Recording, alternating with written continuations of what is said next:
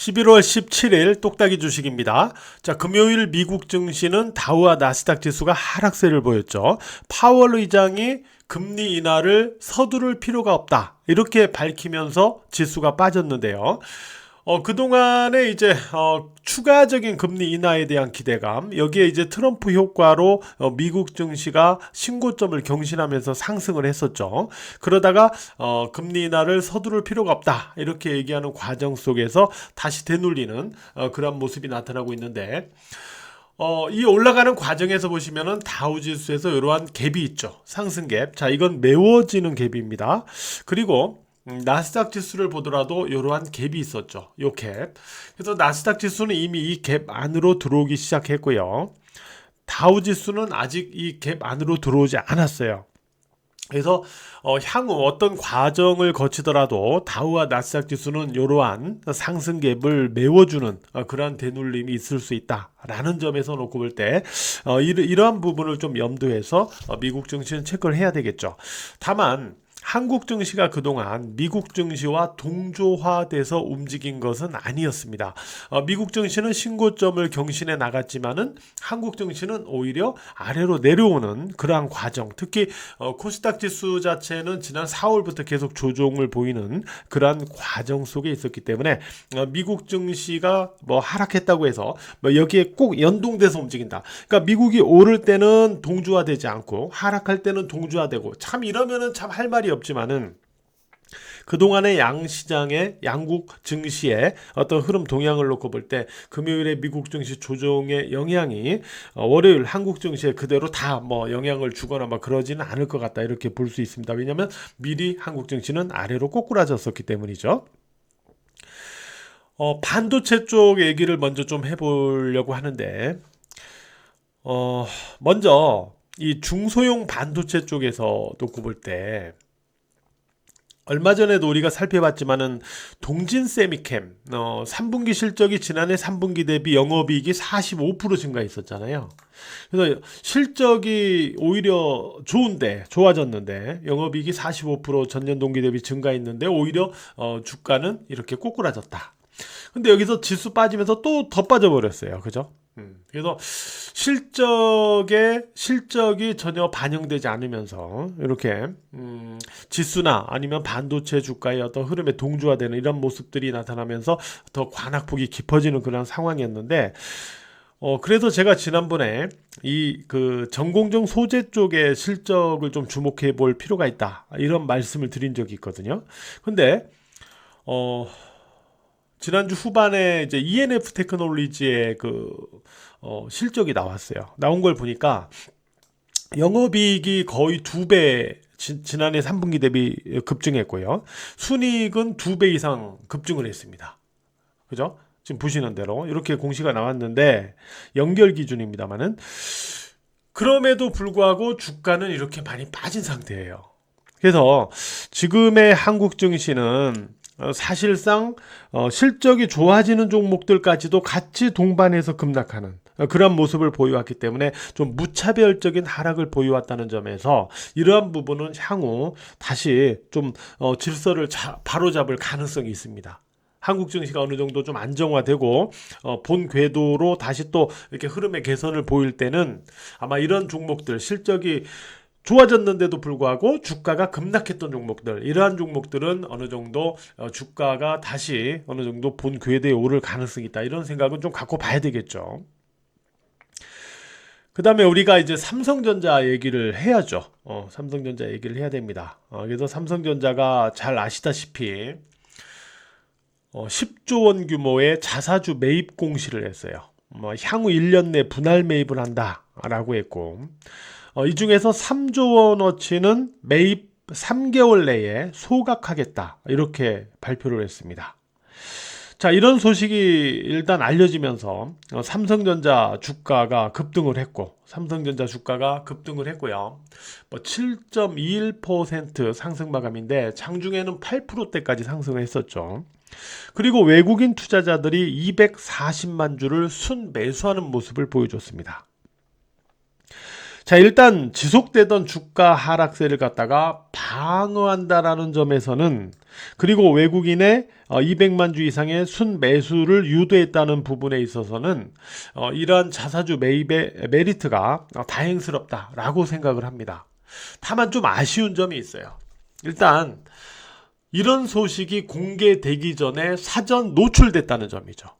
그러니까 우리 일반 투자자들은 장 마감 후에나 삼성전자 이 공시를 보고 10조 원의 자사주 매입을 하는구나 라는 걸 알았어요. 그런데 장중에 또는 장 초반부터 이미 주가는 급등을 했습니다. 그리고 외국인들은 240만 주 이상을 순매수했어요. 사전에 이러한 소식을 알았다는 소리예요. 자, 아직도 말이죠. 일반 개미들은 전혀 모르고 이러한 외국인이나 이러한 쪽에서는 뭐 기관이든 외국인이든 이쪽에서는 미리 이런 정보를 알고 매매하는 이런 불공정한 어떤 상황들이 이 삼성전자라는 최고의 기업에서 여전히 펼쳐지고 있다는 점은 참 아쉽습니다. 이런 부분은 금융당국이 좀 바로 잡아줘야 돼요. 네. 너무 불공정하잖아요. 그죠? 이런 부분. 어떻게 이 정보가 새 나갔는지는 모르겠지만 말이죠. 그래서 어쨌든 개인 투자자들은 장중에 반등을 이용해서 매도하고 이런 분들도 있었을 텐데, 이러한 정보를 알고 있는 것과 모르고 있는 거는 대응이 다르잖아요. 그죠? 상당히 아쉬운 이런 부분입니다. 자, 외국인들도 이런 소식에나 결국은 순매수가 들어오고 있다는 점, 이런 부분도 좀 아쉬운 부분이죠. 근데 무엇보다도 제가 이런 부분보다도 더 아쉬운 부분은 일단은 당근책에 불과할 수 있다는 점이죠. 주가 하락 방어에 있어서 당장은 물론 도움이 될 수밖에 없습니다. 이런 부분은요. 주가가 방어될 수 있는 모멘텀 하나가 출현을 했기 때문이죠. 다만 저는 앞선 방송에서 말씀드렸다시피 제대로 된 인적 쇄신안을 내놓으면서 여기에다가 자사주 매입이나 배당 관련 메리트를 첨가해 줄 때 삼성전자의 주가가 달라질 수 있다라는 말씀을 드렸거든요. 그렇게 해야만 이제 향후에 대한 어떤 믿음이 다시 생기면서 여기에다가 이제 수급적인 메리트가 첨가되는 거기 때문에 주가 반전의 시그널을 만들 수도 있는 그러한 기반이 될 수 있다라고 생각을 했던 거죠.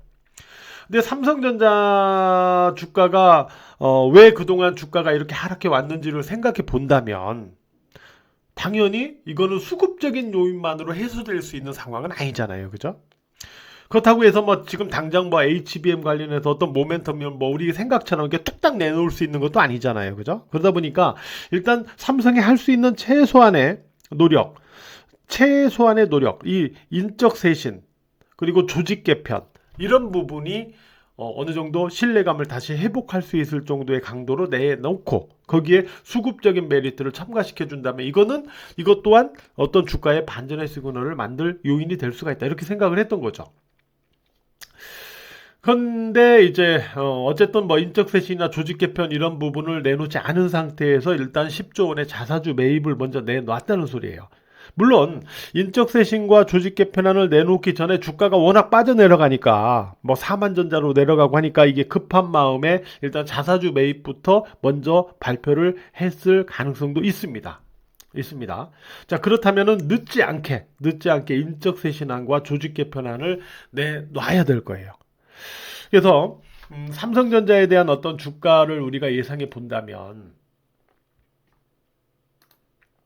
삼성전자 주가는 우리가 앞에서부터 계속 살펴왔지만은 사실 가격 조정은 끝났는데 또 빠져내려가는, 그러니까 오버슈팅의 어떤 형태로 내려가는 그러한 구간에 있었거든요. 그래서 우리가 일단 1차적으로 놓고 볼 때, 자, 요 6만원의 선을 그어 볼게요. 6만원. 그리고 또 하나, 선을 그어놓는다면은, 우리가, 대략, 요 정도, 그어놓을 수가 있겠네.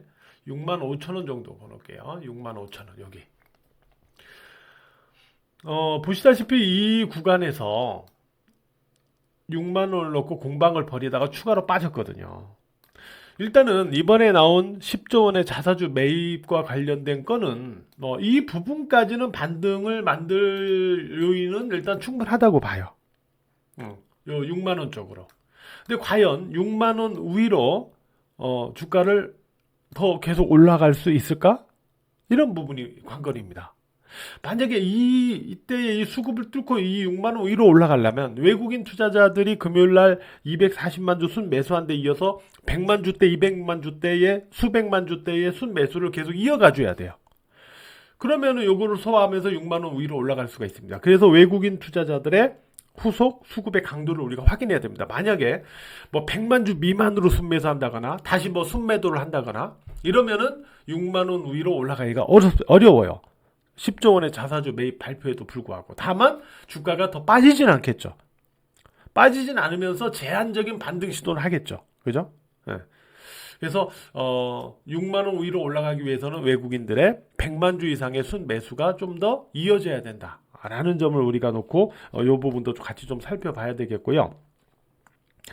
6만 5천 원 위로 올라가느냐, 6만 5천 원 위로 해서 궁극적으로 한 7만 4천 원 이런 범위권으로 이렇게 올라갈 수 있냐, 여기로 올라갈 수 있느냐 하는 거는 말씀드린 인적 쇄신한 조직 개편 이런 부분이 긍정적으로 나와줘야 됩니다. 같이.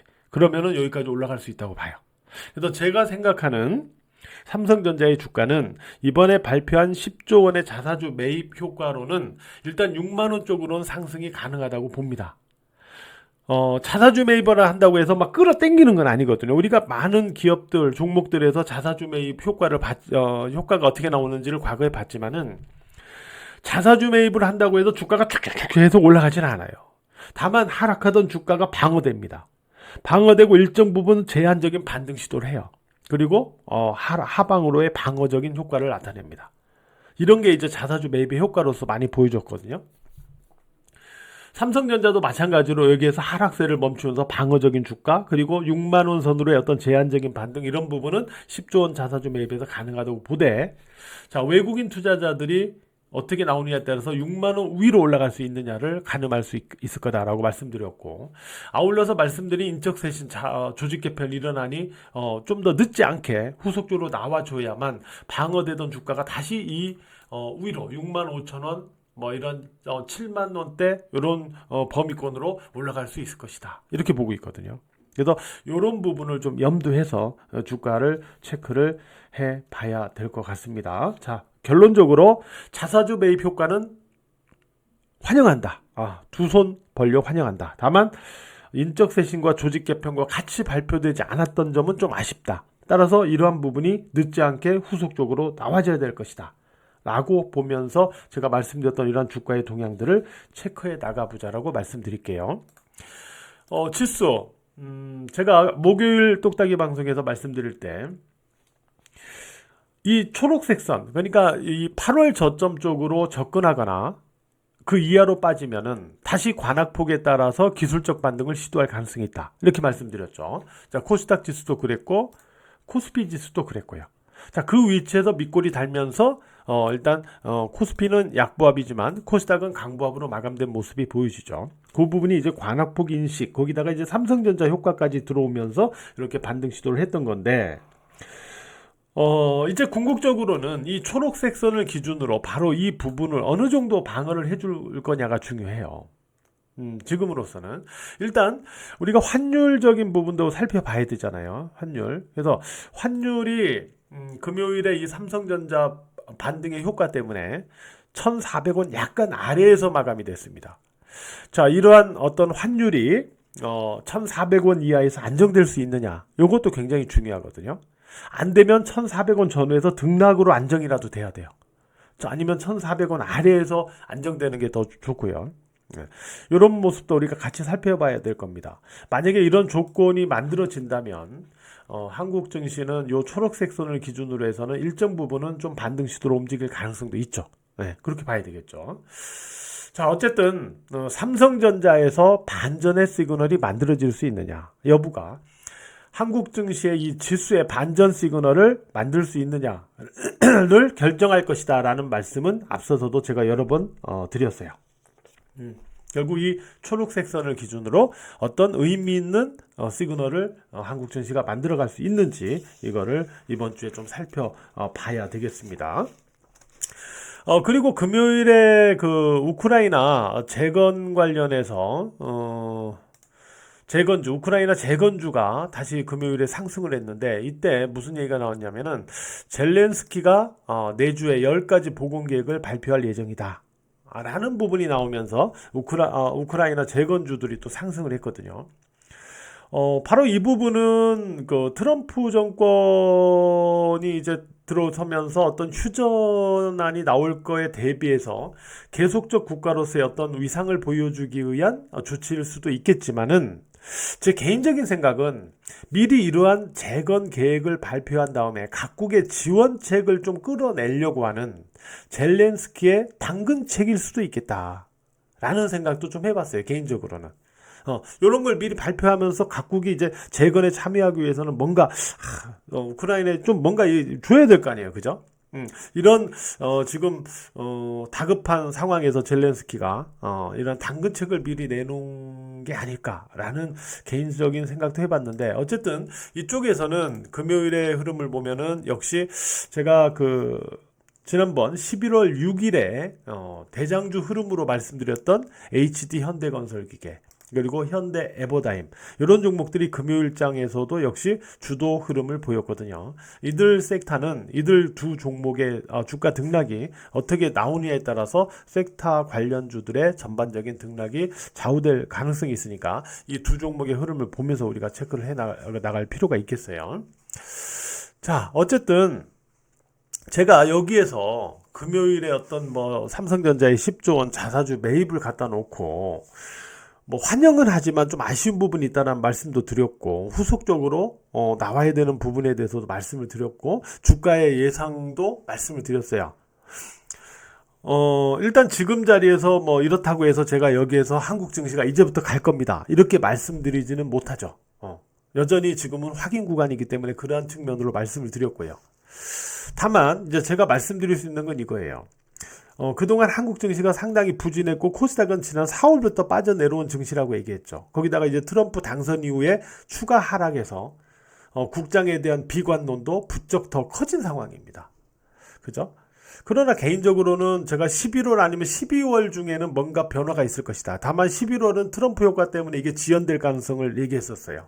그래서 개인적인 생각으로는 이번 11월 달만 잘 여러분들이 넘기신다면 12월부터 그러니까 연말 연초 구간에서는 이 낮아진 눈높이만큼 어느 정도 일정 부분 회복 시도가 나타나는 한국 증시의 흐름이 나타날 여지가 있다라고 생각을 하거든요. 그래서 11월장만 좀 잘 넘겨보자, 이런 말씀을 여러분들에게 좀 드려보고 싶어요. 네. 부쩍 쌀쌀해진 날씨인데 남은 휴일 잘 보내시기 바랍니다.